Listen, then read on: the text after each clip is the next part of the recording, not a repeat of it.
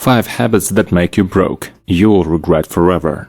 Just like any other bad habit can bring you down, bad money habits can be a source of great frustration and harm. When it comes to bad habits surrounding money, the effects can be painful. You might, for instance, pay thousands more in interest, leaving you with no cash to cover your emergency expenses.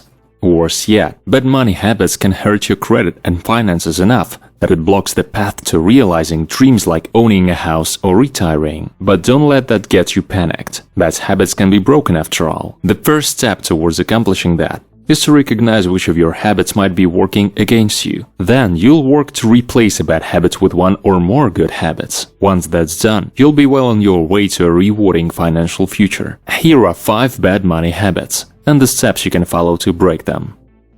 Not spending wisely. Non-essential spending leaves less money to put toward essential items, like making mortgage or rent payments, reducing credit card debt, paying off student loans, or setting aside money for retirement. Non-essential spending is not something you have to eliminate entirely to improve your finances. In fact, it's part of just about every healthy budget and happy lifestyle. But taking a look at it and cutting back where you can is a great first step.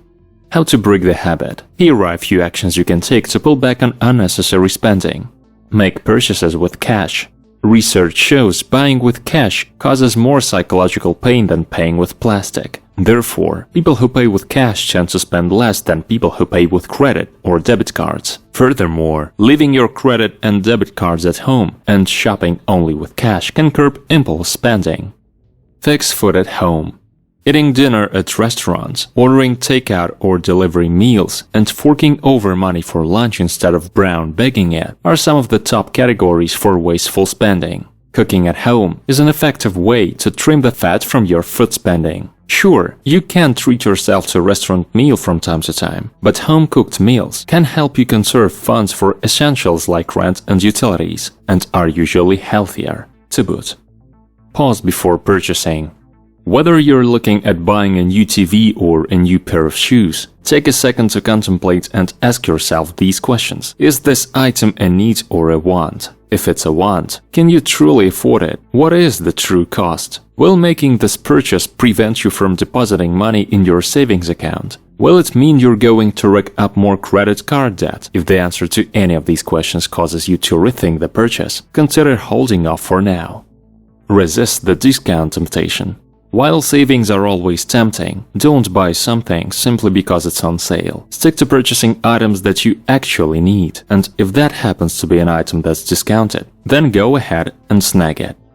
Not setting aside money for emergencies. Emergency expenses have a way of popping up when you least expect them. Whether it's a broken leg, 2 flat tires, or a sick cat, an emergency can easily set you back thousands of dollars. If you haven't built up much of an emergency fund, those costs could affect your budget for years to come. The lack of an emergency fund can put you in a difficult financial situation. It might, for instance, require you to pay a hospital tab with a high-interest credit card, or put you behind on your rent. Ultimately, it can force you to decide which bills to pay and which bills to skip, which is never a good position to be in. But don't beat yourself up if you lack an emergency fund. It's estimated that 25% of Americans don't have a single penny in emergency savings.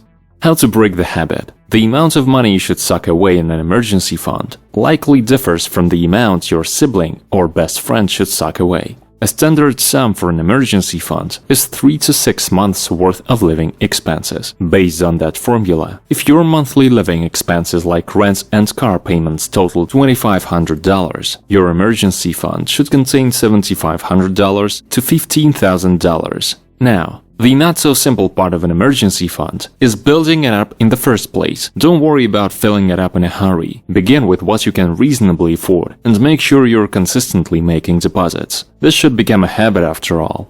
That might mean earmarking $25 a week for your emergency fund at first, and then raising that amount to, say, $75 a week or more when you can make it work with your budget. Not getting a handle on credit card spending. Out-of-control credit card spending can lead to some major problems. Among other things, charging too much on your credit cards can run up high-interest credit card debt, give you a false sense of how much money you've got available to spend, steer cash away from your emergency fund, siphon money away from your retirement savings, damage your credit score, leads to a bankruptcy filing. Don't feel bad if you've gone overboard with credit card spending though. You've got many options before you when it comes to turning it around. How to break the habit. Although credit card debt can cause financial headaches, you can take matters into your own hands to escape it. Here are 5 ways to do it. Create a household budget. A budget can help keep your income and expenses in balance. Monitoring the money that's coming in and going out offers a big picture look at your finances.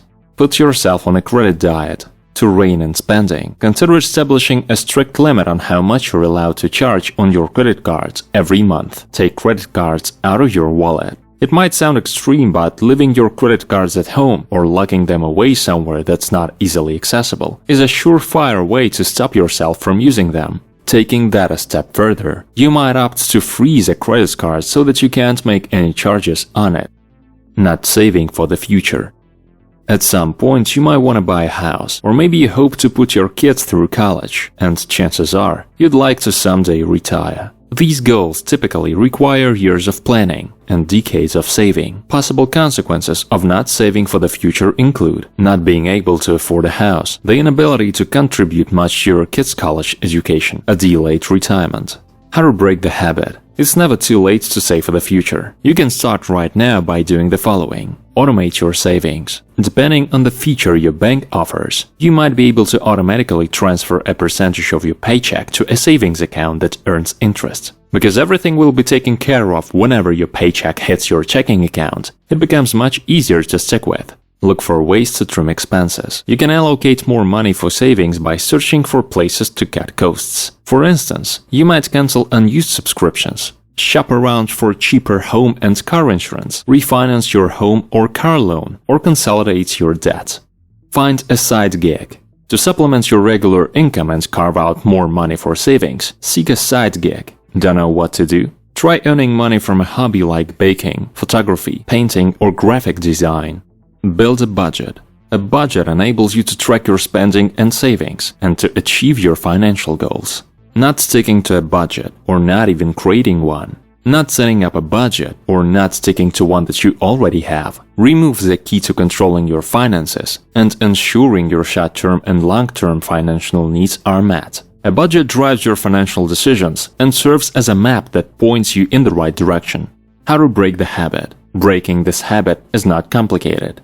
Create a budget and commit to following it. There are, however, many different ways to budget. Zero-based budgeting, for instance. It's important to find the budgeting method that works for you, since you'll be more likely to stick to it that way. Your future is in your hands, no matter your path forward. Acknowledging any financial bad habits you may currently have means you're already making progress. There is no one-size-fits-all solution to managing money, so figuring out how to improve your financial situation requires some creativity and critical thinking. With the above information in hand, you should now be better equipped to think efficiently about your own finances. Hopefully, this means those financial dreams are just around the corner.